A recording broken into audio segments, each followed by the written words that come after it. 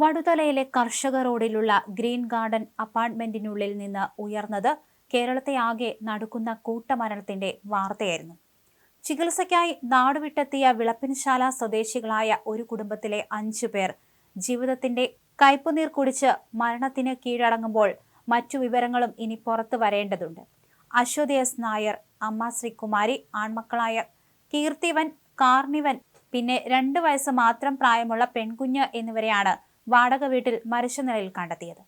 മുറിയിൽ ഫാനിൽ നിന്ന് തൂങ്ങിക്കിടക്കുന്ന പാതി മുറിച്ച ഒരു തുണിക്കഷണം, അതിന് കുറച്ചു മാറി 5 മീറ്റർ അകലത്തിൽ തൂങ്ങി നിൽക്കുന്ന 2 മൃതദേഹങ്ങൾ, കട്ടിലിൽ നല്ല ഉടുപ്പുകളും ഗ്ലാസും ഒക്കെ ധരിച്ച് കിടത്തിയിരിക്കുന്ന 2 കുട്ടികൾ, മറ്റൊരു മുറിയിൽ ഷാൾ വിരിച്ച് ഷെർവാണിയും ധരിച്ച് കിടത്തിയിരിക്കുന്ന 14 വയസ്സുകാരൻ.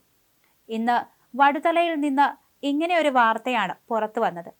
അശ്വതിയുടെ ഭർത്താവ് ലിവർ സിറോസിസ് ബാധിച്ച് 2 മാസം മുൻപാണ് മരിച്ചത്. ഈ ആഘാതത്തിന് പിന്നാലെയാണ് കുടുംബത്തിൽ കടുത്ത തർക്കങ്ങളും പ്രശ്നങ്ങളും ഒക്കെ ഉണ്ടായതെന്ന് സൂചനയുണ്ട്. പോലീസിന് ലഭിച്ച ആത്മഹത്യാക്കുറിപ്പിലും കടുത്ത കുടുംബ പ്രശ്നങ്ങളെക്കുറിച്ചുള്ള ഹൃദയഭേദകമായ വിവരങ്ങളുണ്ടായിരുന്നു.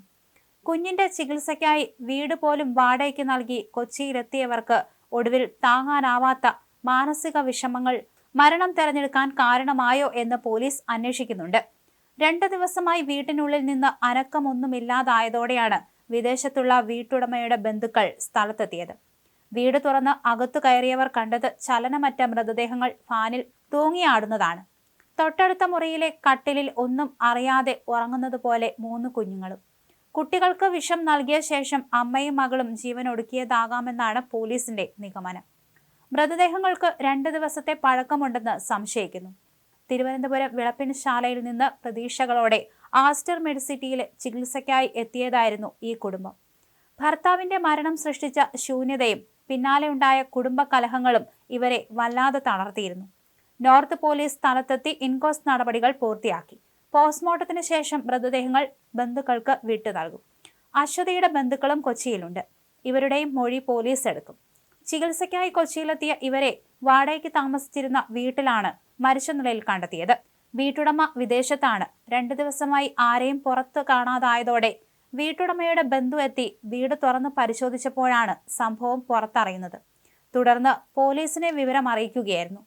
മൂത്ത കുട്ടിക്ക് ചില പ്രശ്നങ്ങൾ ഉണ്ടായിരുന്നു. അതുകൊണ്ട് തന്നെയാണ് ഇവർ ചികിത്സയ്ക്കായി ഇവിടേക്ക് എത്തിയത്. അവർ സ്വന്തമായി താമസിച്ചിരുന്ന സ്ഥലം വാടകയ്ക്ക് നൽകിയ ശേഷമാണ് കൊച്ചിയിലേക്ക് വന്നത്. ഇവിടെ എത്തിയാണ് ജീവനൊടുക്കിയത്. അതേസമയം സംഭവത്തിന് തൊട്ട് പിന്നാലെ എന്താണ് സംഭവിച്ചത് എന്ന കാര്യത്തിൽ ഇനിയും വ്യക്തത ലഭിക്കേണ്ടിയിരിക്കുന്നു. ആത്മഹത്യാക്കുറിപ്പിൽ പറഞ്ഞിരിക്കുന്നത് പ്രകാരം ഭർത്താവിന്റെ മരണശേഷം ഭർത്താവിന്റെ വീട്ടുകാരിൽ നിന്നും ഇത്തരത്തിൽ ദുരനുഭവങ്ങളുണ്ടായി. ഭർത്താവിന്റെ മരണകാരണം അശ്വതിയാണെന്നൊക്കെ പറഞ്ഞ് വലിയ തർക്കങ്ങളൊക്കെ നടന്നിരുന്നു എന്നാണ്.